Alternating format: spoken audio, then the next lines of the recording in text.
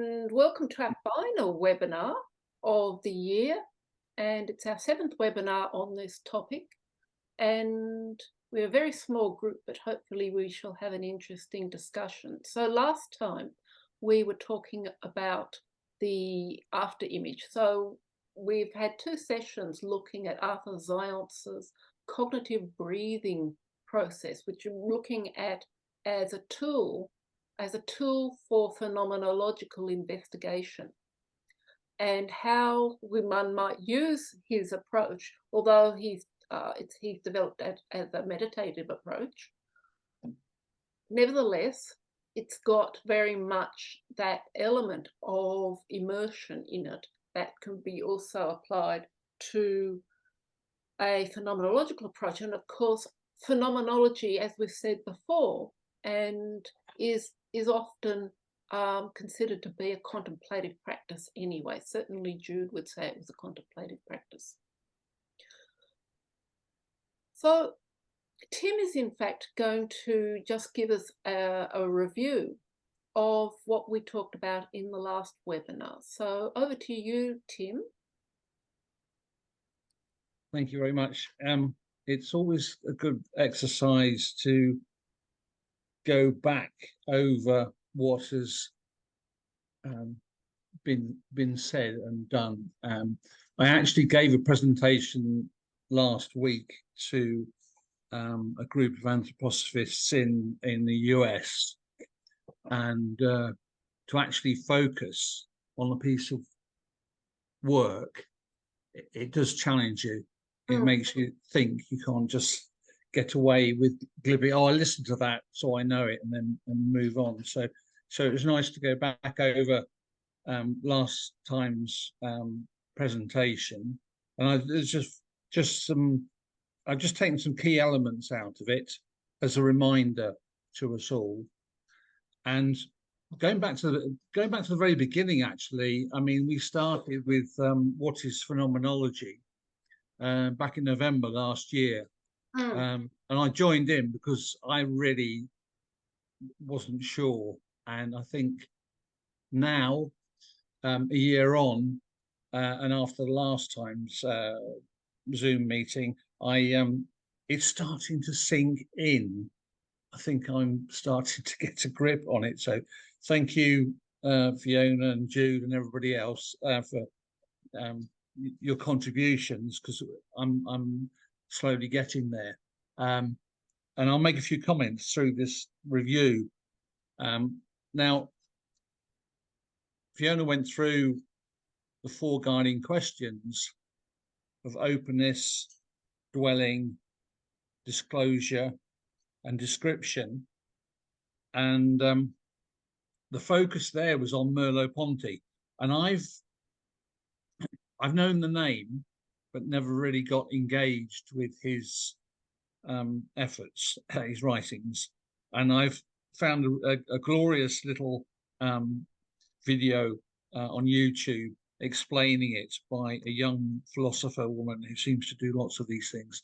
And the penny dropped as to why you keep going on about Merleau-Ponty. So that was an eye-opener. Then we started this question about after image. Can I ask you what dropped with the penny? What was the penny that dropped with Merleau-Ponty? I just saw how it linked into everything that I learned about Steiner over 40 years. And I thought, oh, right, okay. And I'll have to give him some time because I struggle with French philosophers. But this is not what this Zoom meeting is about. So okay.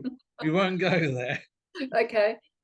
So we're talking about the after image and what is a lived experience, and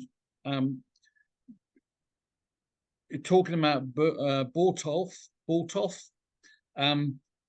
the experience of the experience, and this going back upstream, and this whole fluid aspect of it is a fascinating metaphor for me, to dwell in. And going back upstream, if you get a chance, folks, to read GA 220 by Steiner, Truth, Beauty and Goodness, I suddenly awoke. This is the presentation actually I gave to New York last week. I suddenly recognized that lecture is a phenomenological presentation of one's actual being, looking at pre-earthly life and then going forward as well.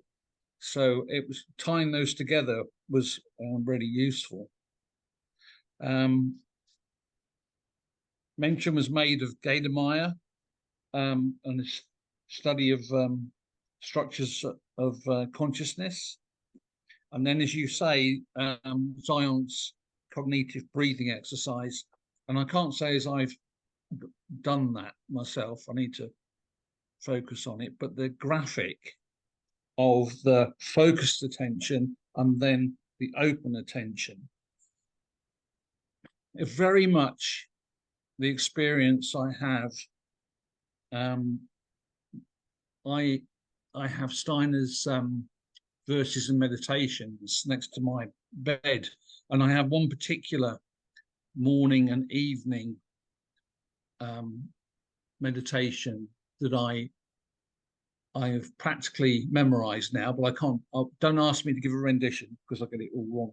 But the gesture there, very much in the evening, is the going out into the cosmos, and then in the morning coming back in.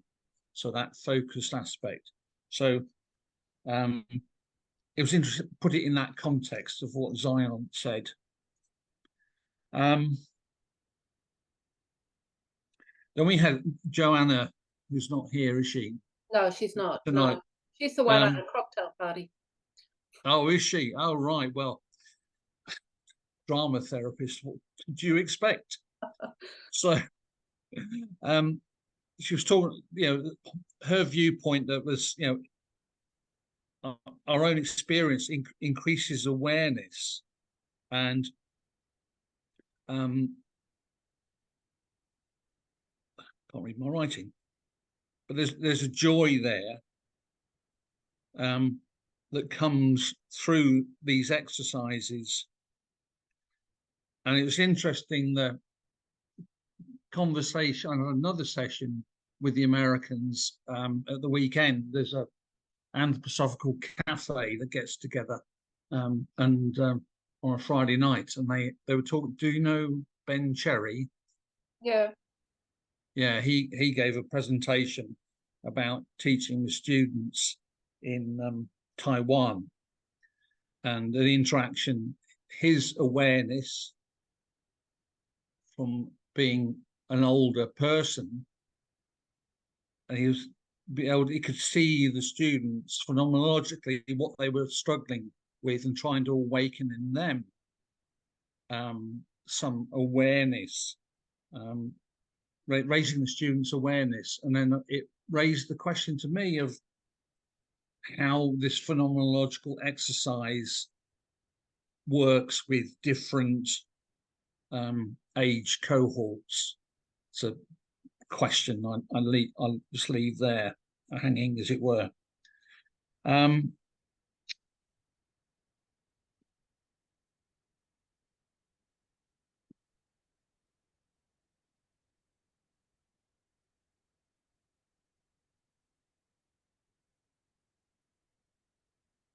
I'll leave that for a second.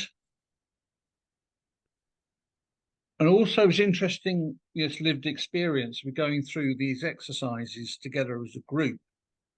And of course, this is Joanna was talking about getting an artistic response from her clients, whether it was drawing or embodiment.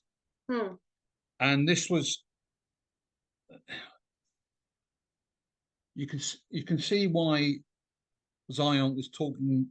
Is it Zajonc or Jude was talking about it's a contemplative practice? It's a very, it's a very singular thing for the self, and perhaps I struggled over the year listening to the presentations and having it as an educational process, but actually having then to relate it to me, myself, my I, and so forth. There's a dynamic going on there. And Joanne, she said, oh, that she needed to do more work on gratitude. She said it was not done deeply enough. She was berating herself. That was interesting. And also this fact that about getting up and engaging with the exercises, I've found over the years this whole somatic experiencing is so important. It really drives home what's going on without trying to get away from over intellectualizing what we experience. I'm just repeating myself there about the morning and evening meditation.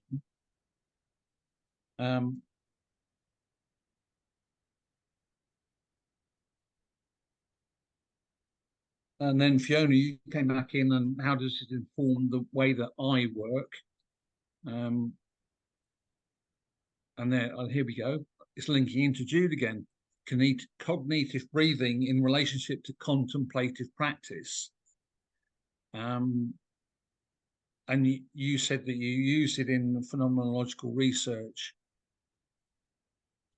And is it Robin Sharp?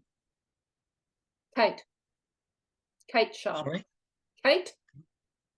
The psychodynamics lady.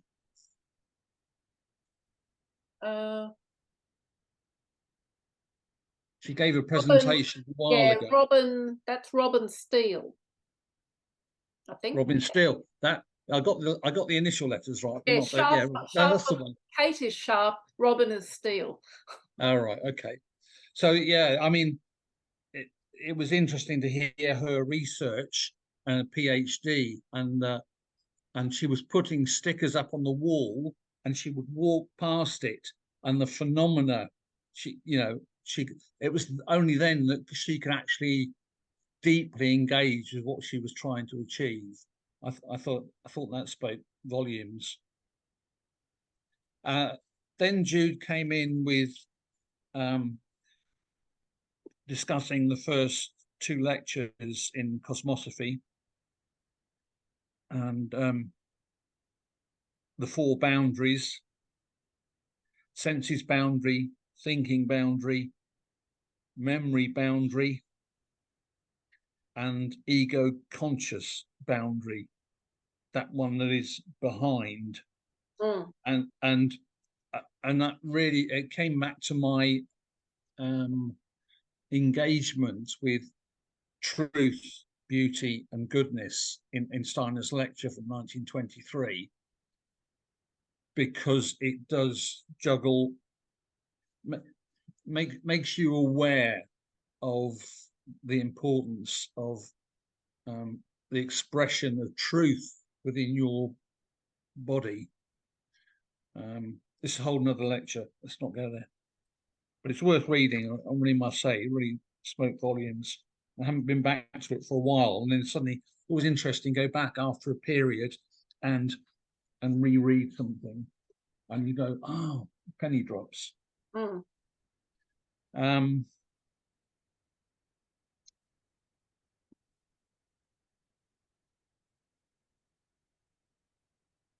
One of the things that Jude was going on about was dwelling and how it works using a sentient soul and a sentient body. And this thing about stretching out to touch a tree, and it's willed to reach that phenomenon, but then that phenomenon comes back towards you. And I've been working on that since he raised that as a point. The tree will has a will to reveal itself to us, reaches towards us, meets our reach, therefore we commune with each other. And wisdom starts. And that communing with our own understanding in awe and reverence, and it comes down to knowledge of the higher worlds and those exercises in his earlier work, Steiner's earlier work. But then it raised the question for me, if you reach out and you try and get a balance with, you know, between you and the tree, as an example, it occurred to me that we're overwhelmed in the world with will forces from outside coming towards us when we don't really want them.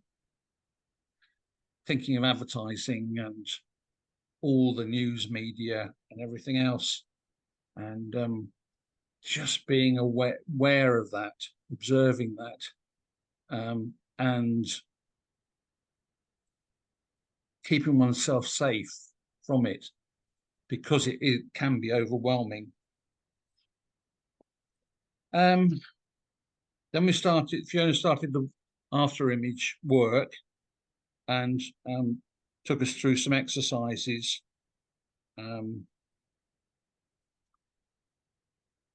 Paraphrasing what you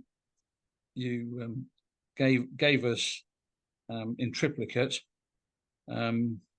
was observation, engagement, then recall in memory, let that image go, and be aware of this, the image and things around it, and take time to make space for the after image. Again, modern life doesn't really give you quite enough time to do that breathing out, in and out, and that's where this consciousness raising is so important.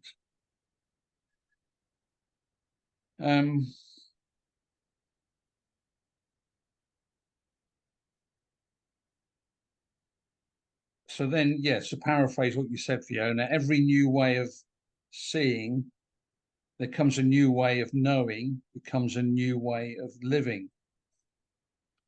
And there was 2 stages of the after image. Soul's after image as precise imagination and spiritual activity behind and within the image. And I think this teasing out that soul and spirit is always a great labor of love, so we can understand it.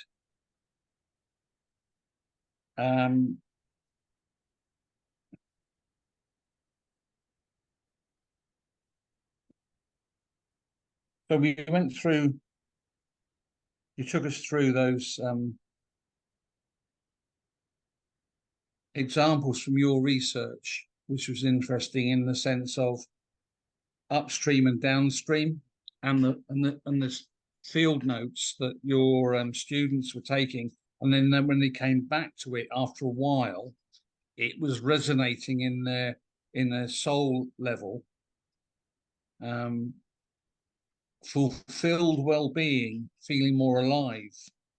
So therefore it changed the self and it changed the consciousness, and it's a matter of being patient and waiting, being patient with yourself, being kind to yourself, and waiting for that enlightenment to come, and as it will, even if it takes years, decades. There's a matter of being patient, I believe.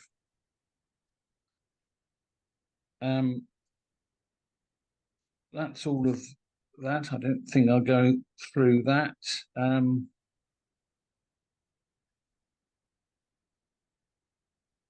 What else have we got that's exciting?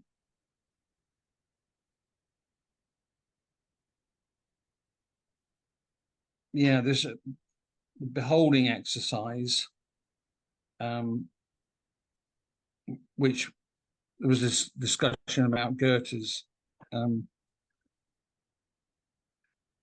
leadership in this realm, and Zajonc doing his stuff as well, and opening ourselves to the object, a deep breath in and out, and being open to wonder. And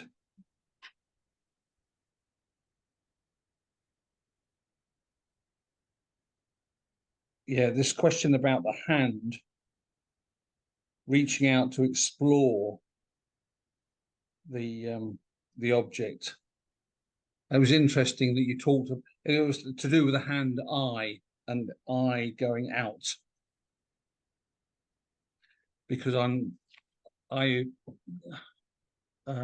many of you will know, Mike Lunig, cartoonist. I very much remember a cartoon, probably from the first Lunig book of cartoons, where he had a cartoon of somebody's, it's like hands coming out of somebody's eyes. That's always stuck in my mind, and here we are, it's being talked about in our group.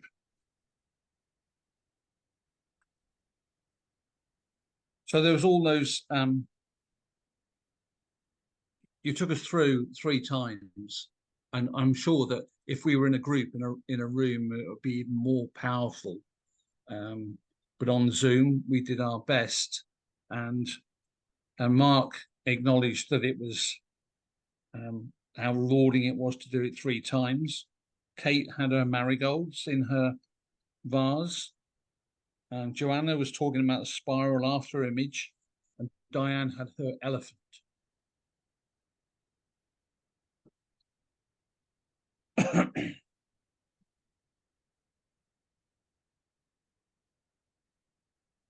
So in closing, Fiona, you were talking about the repeated immersion, deeper the breath, greater the out breath, greater receptivity.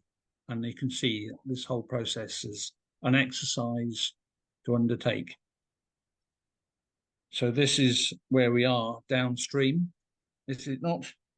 And we're into the after image and what comes next. Yeah, the after image of the after image. Yeah. Yeah. All right. So there you go. I hope that was Okay. useful. Yes. Thanks very much for that, Tim. That was quite thorough. Covered all aspects. So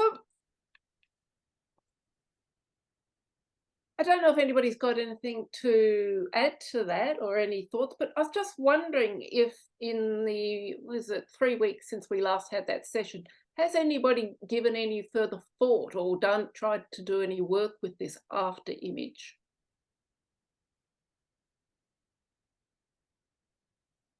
Well, I've become preoccupied with truth, beauty, and goodness,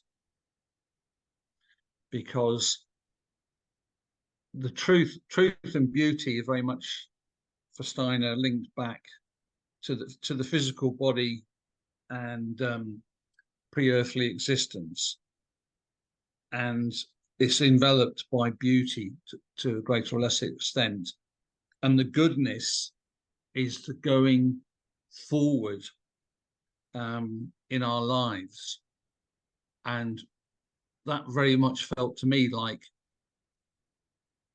an after image, something that was productive.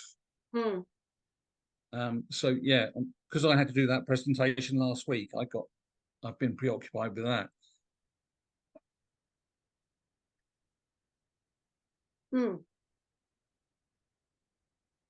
Yeah, I think it's this what I want to look at in my short presentation. I want to go, as I said, what comes after the after image, to follow both, wrap up Zajonc's process, which has 4 steps, and we've only got as far as 2 of them, but also then to try and open up this whole idea of after image, because in Zajonc's exercise, it's a very disciplined process, isn't it? You know, the constant going, very methodical going backwards and forwards between. But when one starts to look at examples of in one's practice or in life, then you start to be able to see. And I've got two examples that I can bring to you, and hopefully maybe somebody else will also have something that they can share. You start to see that this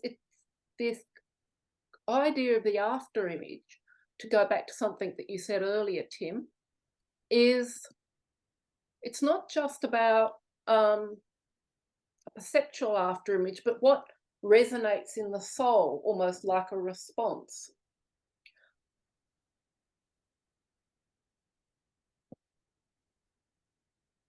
So if anybody got any comments before I go to my presentation?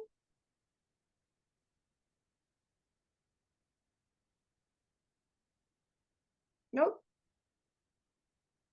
Now, just to go back to that, this is here we have here an actual perceptual after image exercise, such as one can find on the, I've used it myself, though not quite such a way, but that if you actually I'm sure you all know this, if you look at a colour spot for a minute and then look away, you will see its complementary colour. Yeah, everybody know that, I'm sure. And if you look at a blue spot and then look away, you should see an orange spot. Now, I should mention that I've tried this over the years with students and younger people and different age groups, and found that in fact not everybody does have capacity to see an after image these days. And I don't know whether that's due to the internet or what, whether one would actually say it's something in the soul life that's not able to respond. But I do think it's a very important capacity to develop. But just to recap, there we are, Zajonc's little, sorry, it's a little bit blurred. His cognitive breathing exercise, and on the left we have, of course, this, first of all, we focus our attention, and then we let the image go. We let our attention go and send our attention to the periphery, to that, and become like that empty space. And then we repeat that process and go back and focus again, and then again go through the letting go. And you can do this many, many times. So it is, of course, this constant moving between focus and open, focus and open. And it's like a breathing, a cognitive, literally, it's a breathing in the soul. We use it in art therapy as a breathing exercise. And one can also, this is why I imagine Zajonc calls it a cognitive breathing, because it's also giving this kind of mental exercise of moving between being very attentive and then sitting back and seeing what comes to meet us when we open up a space. And this after image, if we can, we develop this capacity for the after image. So one can do that on a single object, as we did last time, or a single memory or something that you just keep going backwards and forwards.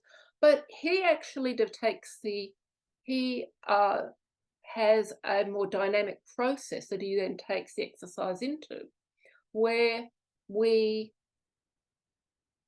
you then, the first step, of course, is you focus on the object. You close your eyes and allow the after image to take place. But the second iteration is, in fact, you focus then on the after image. That becomes the focal point of one's attention. And then you let that go, let go the after image and see what comes. And in this third stage, Zajonc talks about what comes is what you might call a sense of he's calling it spiritual, but it's basically an immaterial sensation or of the activity that is behind or within the image itself will become aware of that. And then the third iteration is that he says that you focus then on the activity. And then you let go of that sense of what the activity is. And then hopefully you will meet the being itself of the object, of the other. That will appear to you. And this is when one reaches then, he says, this non-dualistic state of experiencing oneself as being at one with the object. So I don't know if anybody had time or saw that I put a reading up on the website about looking at this woman who gets a fascination with spores. Yeah, I don't know if anybody have a chance to read that, but it's quite a long article, and by the end she actually says, you know, something like, "I am a spore." Yeah. Yeah. Yeah. I listened to her talking and reading it. Yeah, it was lovely. Yeah. Yeah. Yeah. Yeah, it's actually I've read so many, you know, one has this. I've had this, you know, with people saying, as I said last time, people will then say something, you know, they get immersed in a painting and a drawing. Then they will say, "I am the drawing. I become the painting." You know, I completely immerse myself in this engagement with it, and then I am at one with it. So, but as an artist, or, you know, perhaps when one's observing something in nature, then of course one can come to this experience without necessarily being aware of going through these 4 stages. But I'd just like to look at an example. I mean, as I said, Zajonc's picture is giving us this very disciplined approach where one develops it as a disciplined meditative path, which in turn, I think, you know, it has this strengthening for our capacity. It strengthens our as Goethe says, we get these we can develop new organs of perception. And even if we don't develop new ones, it greatly strengthens our own ability to just, not even in a sense, just have that openness to developing a capacity to become open to things coming to meet us from the other, and then being able to actually have that encounter with the other, whether it is the tree or the spore or the being of a colour and such things. And I just like to go on to looking, since also Tim mentioned How to Know Higher World, Steiner's the preparatory, perhaps you were referring to the preparatory exercise, but I was also been working with this on and off. We've been working it in one of my painting classes, and I was giving a lecture, a presentation the other day to the art section in Switzerland about my work on this, and looking at this this first exercise, how we're asked to focus in this exercise on the image of life, that is the plant as it buds, grows and flourishes, and then to turn our attention to its counter image of the plant as it is in its withering, fading away, and to develop our capacity to, in detail, bring up this picture imagination of the growing life forces and then the fading life forces, but in a picture form. And in fact, that these two processes, wherever there is one, the counter image is always there as well. I'm using counter image. I don't mean after image. Counter image meaning it's polarity, yeah, light, death, light, darkness, rather than the after image, which is something not a polarity, but is a kind of an inner response, may not be a polar opposite. But then he also goes on in the exercises, we know, to say that when we let go of the image of the growing plant, then we will, this phenomenon of the growing, blooming and flourishing, the feeling that's faintly allied with that should arise in our soul is the same as the sensation of when the sun rises. And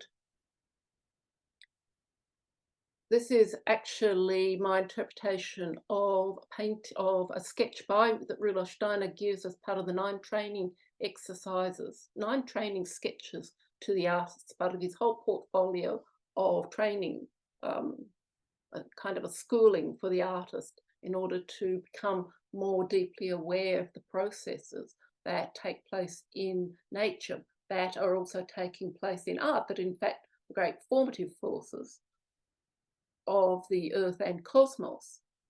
But we have then with this plant that the activity behind the plant is the same or is similar to that when we experience a sunrise. And by contrast, in the phenomenon of the fading and decaying plant, we have an experience comparable with the slow rising of the moon on the horizon. So not the sunset, as one might sort of think as the opposite, but the rising of the moon. And again, one of my paintings on this theme. And that when one lets go of the dying, fading, withering plant, then the activity behind, you might say the after image of that, or the activity behind the image or within the image is comparable to that of the experience of the activity of the rising of the moon. So in my painting class, we spent 14 weeks at the beginning of the year, the first half of the year, working through this in painting and contemplation and observation. And it's a shame that neither Kate nor Diane are here tonight. Kate's actually having her 70th birthday today, as they're both in that group and could perhaps have shared their experiences. But I can tell you that I don't know if Lisa, I don't know if you have any thoughts on that, as but everyone sort of that experience of the rising moon and the forces there. What is the activity behind, the spiritual activity behind the image of the rising moon? And as we go, when working out of the artistic, we come to this recognition of what we've got here in the sunrise, the activity of a sunrise. There is, as in the plant, there is this sense of a focused forces that is contributing to the growth, whereas with the moon, we have these forces as the physical plant withers and loses its structural form, then the forces of the plant are going out back into the periphery. So on the one hand, although there's that sense with the sunrise, one thinks, the light's going out. Nevertheless, the forces are coming in from the cosmos and interplaying in the building and the growing and the flourishing in the plant. Whereas in the dying plant, the forces are going out into the periphery. So I have here very much in this first preparatory exercise, it seems to me, this same picture of you build this picture and then you let it go, and then you have this developed this sense of the forces that are behind this, what Zajonc in his third step is talking about, the spiritual or immaterial activity when you let go of the after image. So he gives us, this is his full, this is the full cycle, the 4 stages, focusing on the object in the world, allowing the after image to arise, focusing on that and letting it go. The activity that's behind or within is then revealed when you let go of the after image, and then you can then approach or have a sense of recognizing or disclosing, as one says in phenomenology, disclosing the being behind it.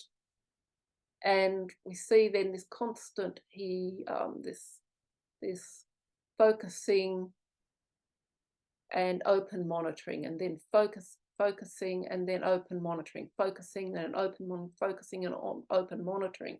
So it's almost like step by step by step by step, one is going deeper and deeper and deeper away from the object in the physical world, further and further to its spiritual reality until we can meet the being itself. So that all sounds, doesn't it, like an awful lot of work? You know, we tend to, it sounds like really hard work.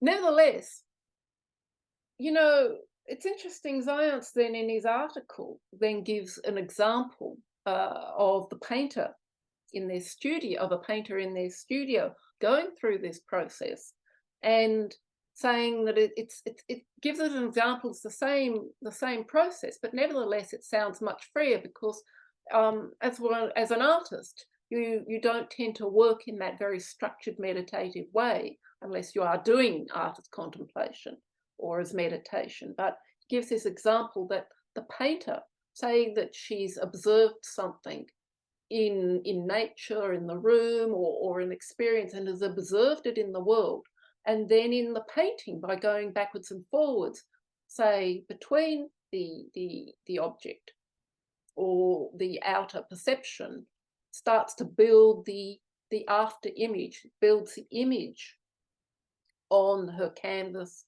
or on her piece of paper or whatever, and then the activity that arises out of this interaction between the painter and the work, that the activity is then this spiritual activity that is, you know, arises out of this interaction, and then through what she is painting, she then can come to hopefully the being, that what is waiting to be revealed as the picture.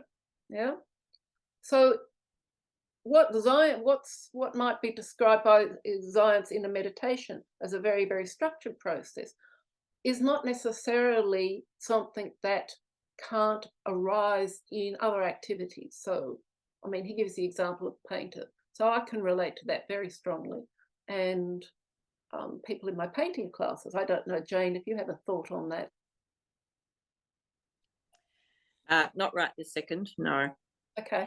But I do know that most of the work that I do as an artist, as it's not pictorial, it comes after having meditative experiences. Not, I don't know if it's directly as a consequence, but definitely they come out of somewhere else. And then, yeah, I draw or paint. Yeah. Yeah, I mean, I find it interesting because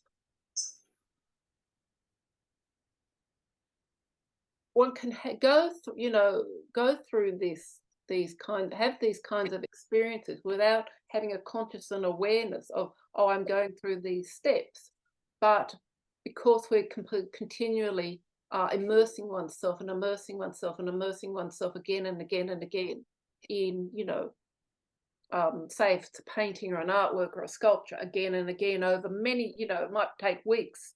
Certainly in my case, I can spend many weeks on a painting.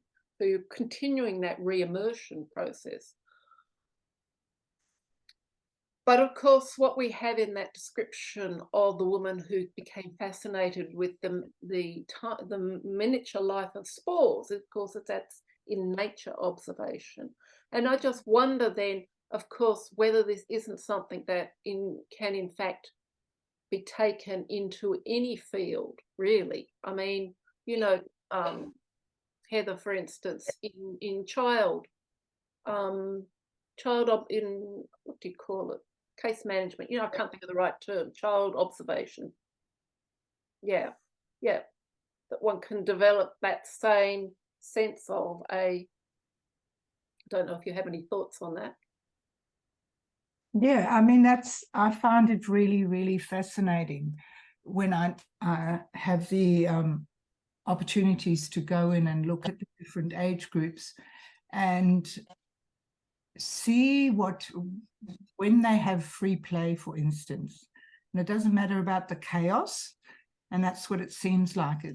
There's a part of it that there's the form, and then there's the freedom, and there's the point in the periphery of them coming to something that they experience. I feel like sometimes it's unconscious because of their age group, but it's also that they have an unfettered instinctual feeling because of their age that they produce something and then they walk away from it and they leave it. And so they do it in freedom in a way. Yeah. And then I've also observed where they have actually gone back day after day to replay the experience. Yeah, I mean, children's play is so immersive, isn't it? You know, Yeah. it's completely, utterly absorbed in you know, what might seem quite ordinary things to us, but this whole imaginative world lights up in them. Yeah. And then they slowly lose it, of course, because they're meant to, because they're moving into their cognition. Yeah, yeah. Those first years are the inner experience of themselves to the outer. Yeah, and it's like in this whole thing of what we've been talking about with phenomenology or over the past year or so. It's really, in a way, we're just saying, well, let's get back to being children. Yeah. Let's get develop. You know, can we harness that childlike openness and wonder to the world with our adult conscious cognition in order that we spiritualize our practice. We meet the spiritual world by learning how to meet it.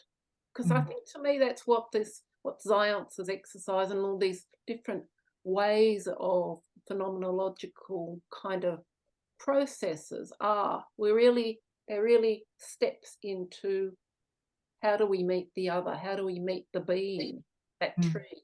Yeah.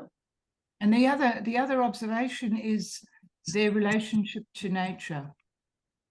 And particularly where I am in Newcastle, they have freedom to climb trees and they can go and experience their whole being just up in a tree.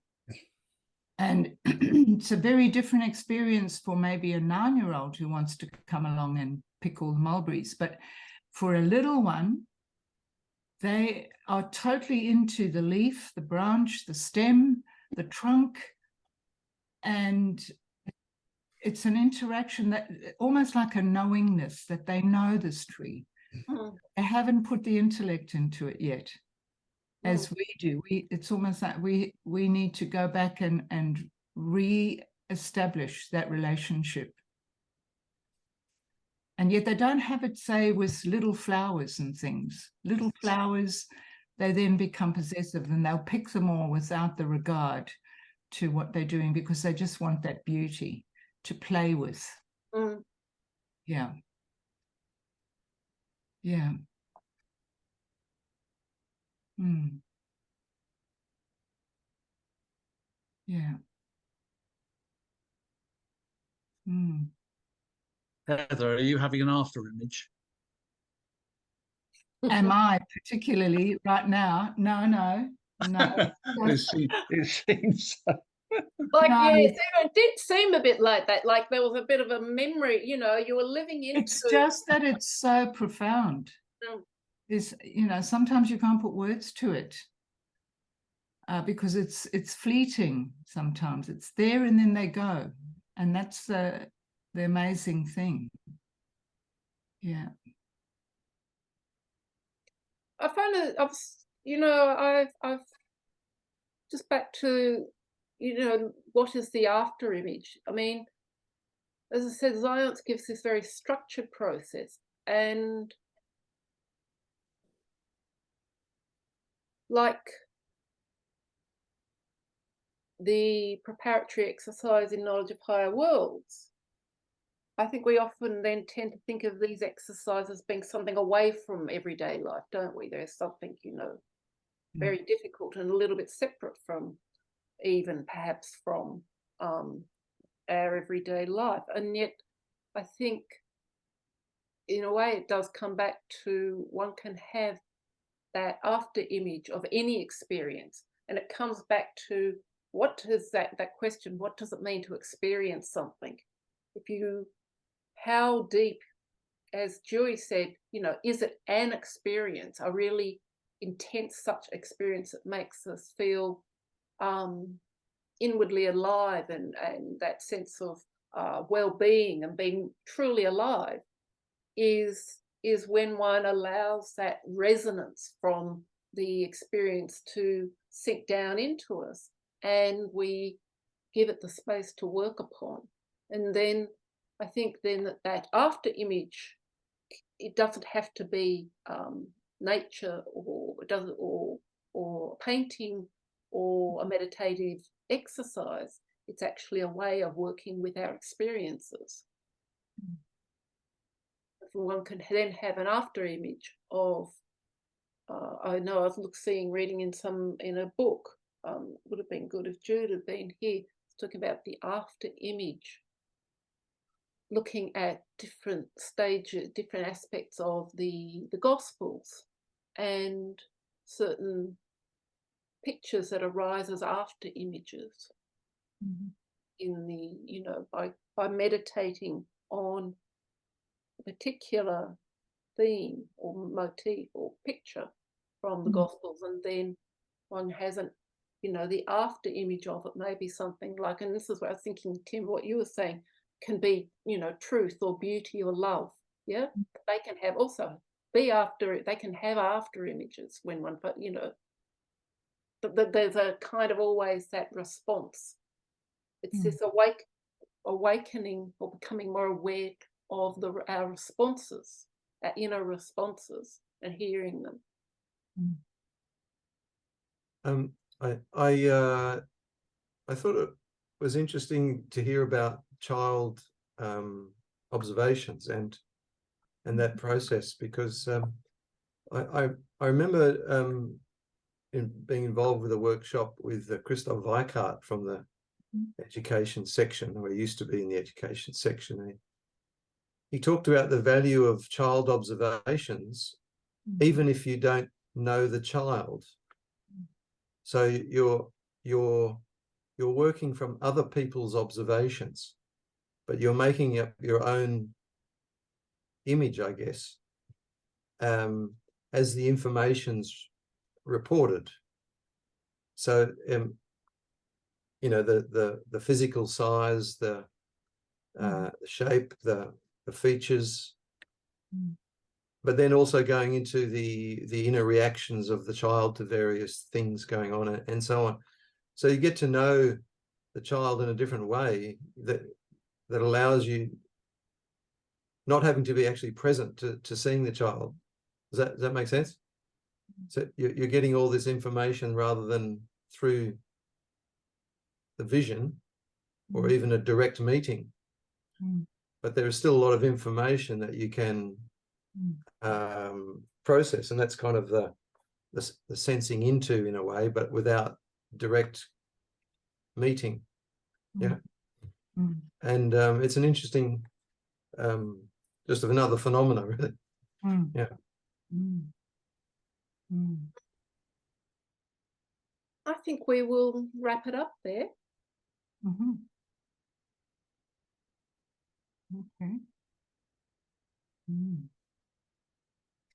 Thank you to everyone for your ongoing interest in what is, to me, of course, an absolutely fascinating area. So it's not just fascinating in the sense of, oh, I'm interested in it intellectually, but as a way of seeing the working in the world, yeah? That I think is, for me, is essential for working not with spiritual science becoming more than a theory or a concept, but being a lived experience.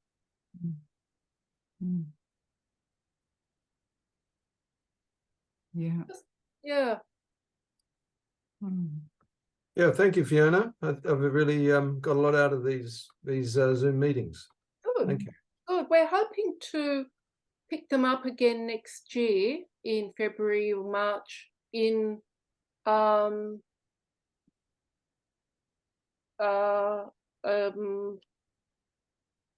you know, a slightly transformed form. So I can't really, I'll have to wait till I have to talk to Jude, but I know that we were going to see where do we take this.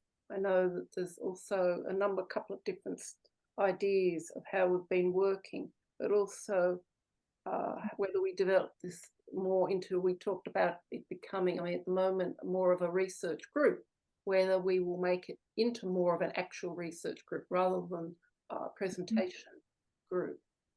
But that's for the new year. And so again, yeah, thanks to those of you who came along tonight, particularly to...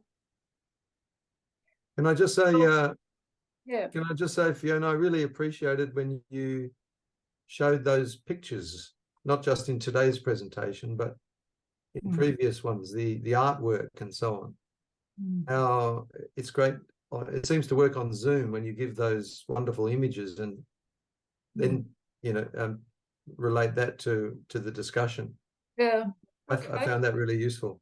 All right. Good. Thanks. Yeah, thank you, Fiona. It's been great. I mean, Right. it's a lot to take in and a lot that I process, you know. Yeah. Not always verbal, but it's, yeah, it's deep listening, I call it, you know. And I value everything that everybody's brought. Yeah, yeah. Really held something beautiful, to use the word beauty, together while we are still navigating this new way of living, I think. You know, yeah. So thank you. I look forward to where you want to take it next year. Okay. Yeah. And we must wish Mark all the best over the next 4 days and keep drinking plenty of water. Yes, yes. 37 sounds horrendous. 39 tomorrow. Wow. Thanks for that, Tim. Right, anytime. Anytime. Ballarat's nice and cool. Thank you. We're having less rain. Yeah. I just thought I would just wrap it up just with that verse again, the Rilke verse. Yeah. Lovely. Through all being stretches one space, world inner space. Birds fly quietly through us. Oh, I who wish to grow, I look out, and inside me the tree grows.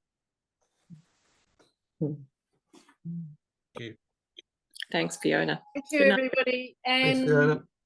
Yeah. have a lovely Christmas. Yes. All right. Good night. Good night. Thank you.